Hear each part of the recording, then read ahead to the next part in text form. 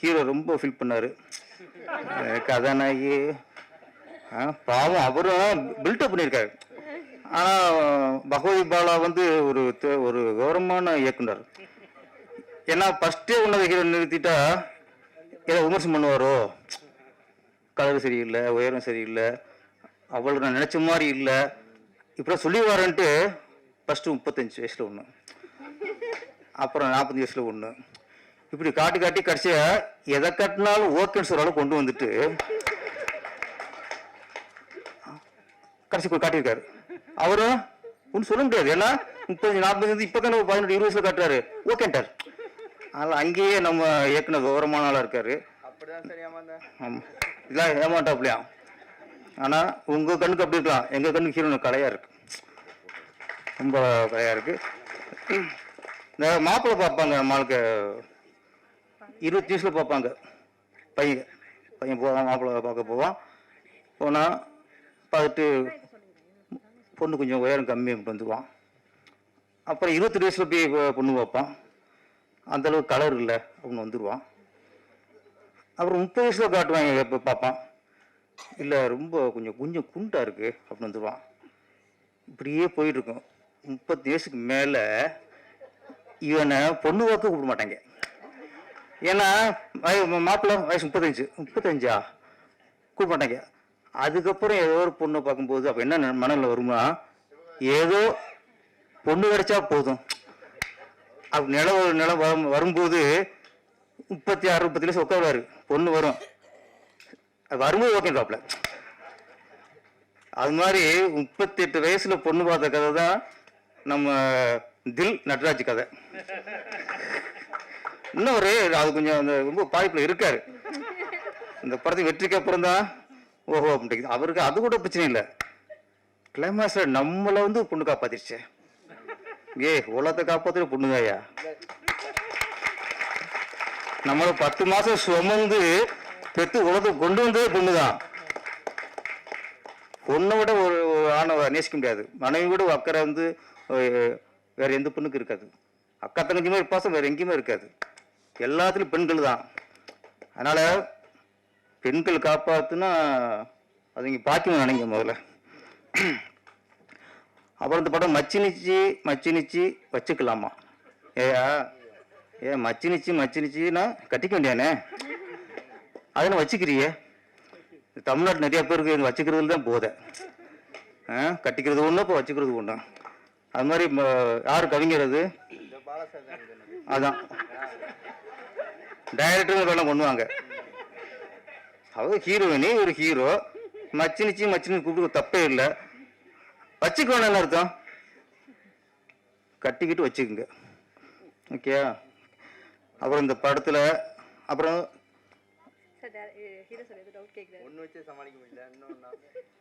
பாருங்க, அது ஒன்னே சமாளிக்க முடியலையா?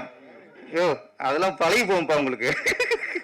இங்கெல்லாம் 3 நாள்லாம் வச்சு சமாளிச்சுக்கிட்ட போய் கத்துக்குங்க. சிவசம்போ டைட்டில். நான் சுந்தர்சிக்கு வாழ்த்து நன்றி சொல்லணும். எனக்கு அண்ணன் சொன்னார், அதான் இங்கே பெருந்தன்மை. பெரிய இயக்குனர் ஏன் வெற்றி அடைஞ்சிருக்காங்கன்னா உனக்கு கொடுத்துட்டாருங்க. ஒரு டைட்டிலையே ஒரு கதையை யாராவது கேட்டு உடனே கொடுக்குறாங்கன்னா அவங்க உண்மையான திறமைசன்னு அர்த்தம். ஒரு டைட்டில் தான், இதை விட்டு எனக்கு ஒன்றுமே வழி இல்லை அப்படின்னா உனக்கு ஒன்றும் இல்லைன்னு அர்த்தம். எனக்கு இந்த கதை போச்சுன்னா சில கதையெல்லாம் நம்ம நினைக்கிற ஒன்று வரும். ஐயோ என் கதை போச்சுன்னு உட்காந்தீங்க, வாழ்க்கை முடங்கி போயிடும். ஒன்று போனானையா நான் திங்க் பண்ண முடியும் அப்படின்னா வரும். உண்மையான கற்பனையாளன், உண்மையான திறமைசாலி ஒரு கதையிலையும் ஒரு டைட்டிலும் முடங்க மாட்டான்.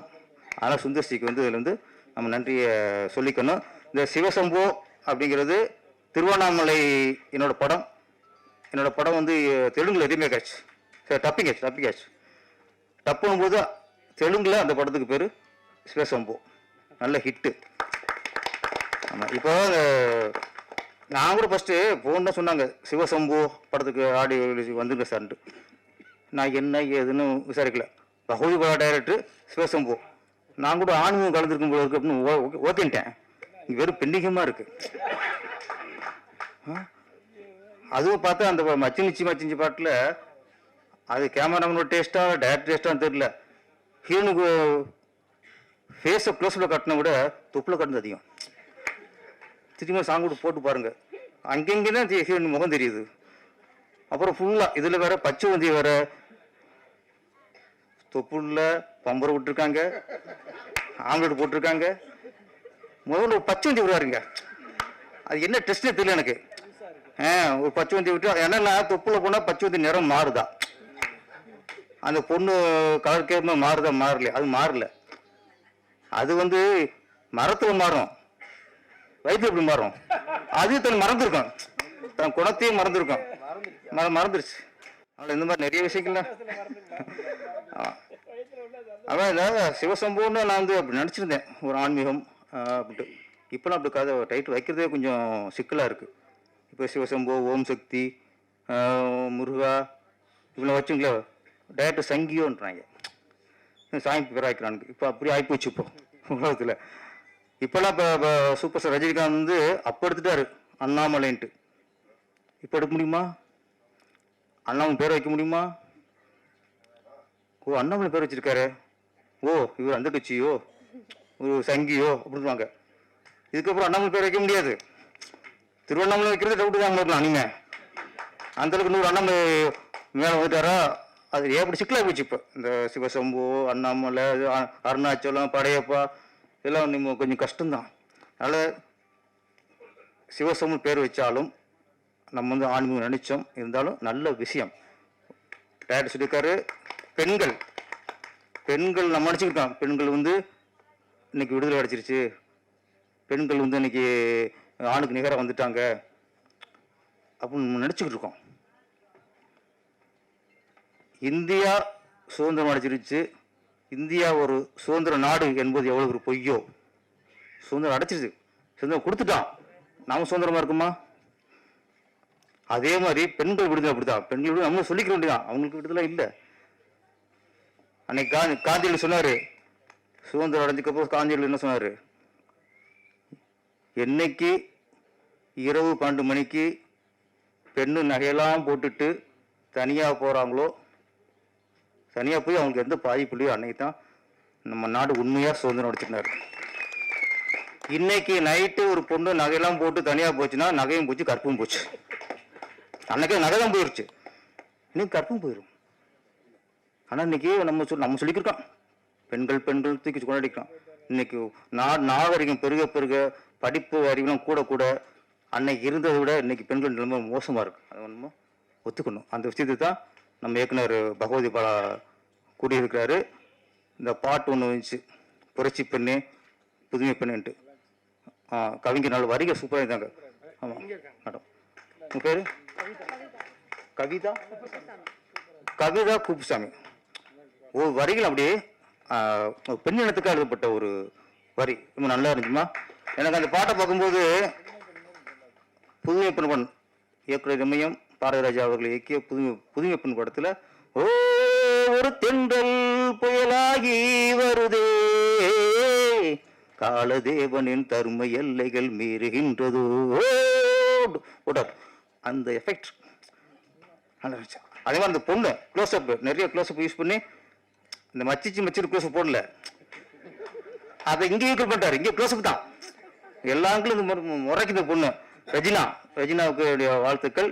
இந்த படம் மிகப்பெரிய வெற்றி அடைந்து கதாநாயகன் நம்ம தில் நடராஜுக்கு அடுத்த படத்தில் இன்னும் நல்ல இளம் கதாநாயகன் ஒரு மண்புலின்னு டைட்டில் வச்சுட்டு ஒரு படம் எடுங்க, அப்பதான் ஒரு திருப்தி அடைவார். பகவதி பாலா அந்த மன்மதிலே 2 அப்படின்னு சொல்லிட்டு ஒரு 10-15 பொண்ணுல போட்டு படம் எடுத்து விடுங்க அப்படியே. ஆமா இல்ல என்ன நினைச்சுட்டு வச்சு சொல்ல வந்தது இல்ல. ஓகே இருந்தாலும் பரவாயில்ல. அடி இருக்கு கல்யாணம் ஆச்சா? நைட்டு கொஞ்சம் நோட் பண்ணிக்கோமா. 35-40 ஃபீல் பண்ணியிருக்காரு, நோட் பண்ணிக்கங்க. இந்த படம் மிகப்பெரிய வெற்றி அடைய வேண்டும். பகவதி பாலா 16 பெற்று பெருவாழ் வாழ்வுனாங்கல்ல, இதுவரைக்கும் 16 படம் பண்ணிட்டாரு. இன்னும் நிறைய படங்கள் பெற்று டைரக்டர் ராமானந்த சாருடைய பேர் அடிக்கடி இங்கே அடிபட்டது. அவர் என்னோட குருநாதர். ஆமாம் அண்ணா உங்களை அவர் என்ன கூட சொன்னதில்லை, டேரக்டர் ராமநாதன் அந்த மாதிரி சொன்னதில்லை. ஆனால் உங்களை சொல்கிறாங்க, அதுக்கு நான் பெருமைப்படுறேன். இன்றைக்கி என்னோட குருநாதர் பேர் இன்றைக்கி ஒழிச்சிக்கிட்டு இருக்கு, அதுக்கு நான் பெருமைப்படுறேன். அனைவருக்கும் நன்றி, வணக்கம்.